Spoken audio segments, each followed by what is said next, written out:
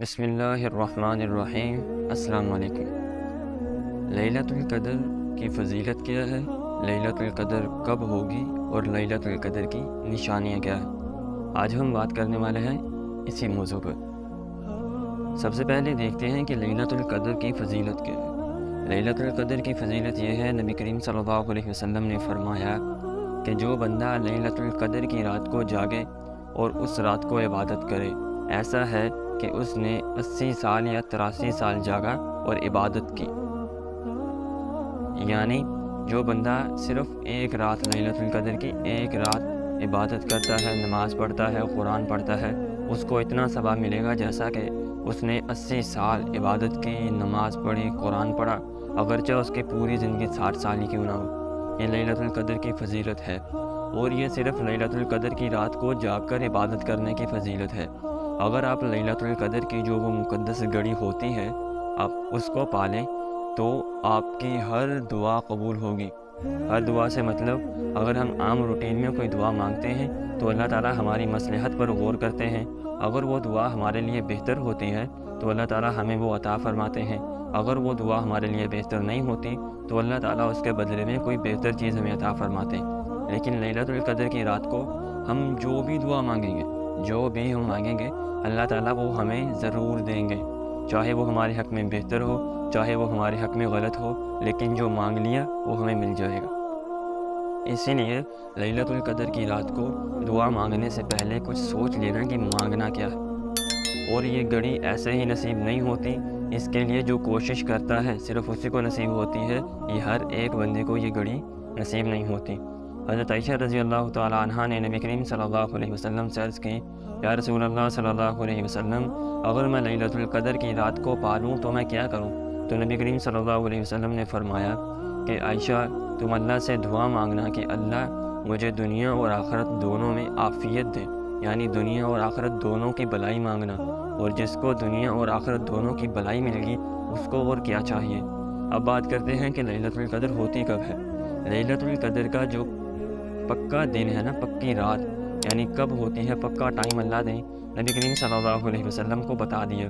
جب نبی کریم صلی اللہ علیہ وسلم یہ خوشخبری صحابہ کو سنانے آئے تو دیکھا باہر دو صحابی لڑ رہے ہیں، اور ان کے لڑائی اور جھگڑے کی وجہ سے اللہ تعالیٰ نے نبی کریم صلی اللہ علیہ وسلم کے دل، سینہ، دماغ میں سے لیلۃ القدر کا علم جو تھا وہ اٹھا لیا۔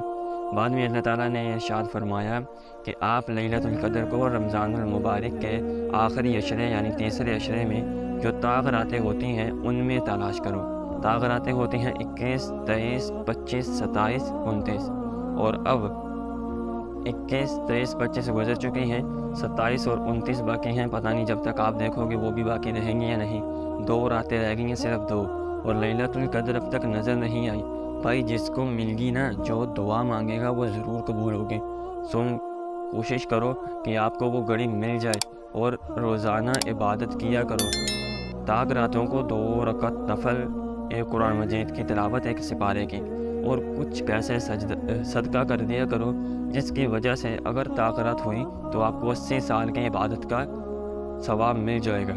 اب بات کرتے ہیں کہ طاق رات جو زیادہ امکان ہے وہ کب ہوتی ہے۔ طاق رات کے زیادہ امکان 27 تاریخ کو ہوتے ہیں، 27ویں رات کو، کیونکہ اللہ تعالیٰ نے قرآن مجید میں سورۃ القدر میں جو لیلۃ القدر کا ذکر کیا ہے وہ 3 بار ہے، اور لیلۃ القدر کے جو حرف ہیں وہ 9 ہے، اور 9 کو ہم جب 3 سے ضرب دیتے ہیں تو ہمارے پاس 27 آتا ہے۔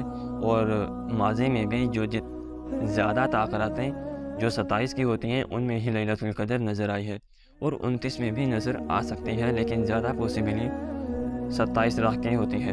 اور اب بات کرتے ہیں اس کی نشانیاں کیا ہے۔ طاق رات جس وقت لیلۃ القدر ہوتی ہے اس دن جو رات ہوتی ہے وہ بہت ہی خوشگوار ہوتی ہے، نہ تو زیادہ ٹھنڈی ہوتی ہے اور نہ ہی زیادہ گرم ہوتی ہے، بہت ہی خوشگوار میٹھی سی رات ہوتی ہے، اور اس وقت کتے بہت کم بھونکتے ہیں، اس رات کو کتے بہت کم بھونکتے ہیں۔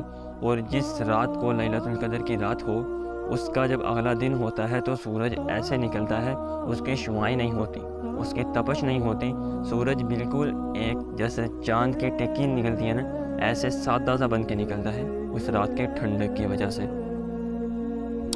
لیلۃ القدر بہت ہی عظیم الشان رات ہے، کیونکہ اس رات کو اللہ تعالیٰ نے پورے کا پورا قرآن لوح محفوظ پہ اتار دیا تھا، لوح محفوظ پہ اتار دیا۔ نبی کریم صلی اللہ علیہ وسلم کے سینہ مبارک پر 23 سال کے عرصے میں تھوڑا تھوڑا نازل ہوا، لیکن لوح محفوظ پر لیلۃ القدر کی رات کو ہی اللہ تعالیٰ نے قرآن مجید اتار دیا تھا۔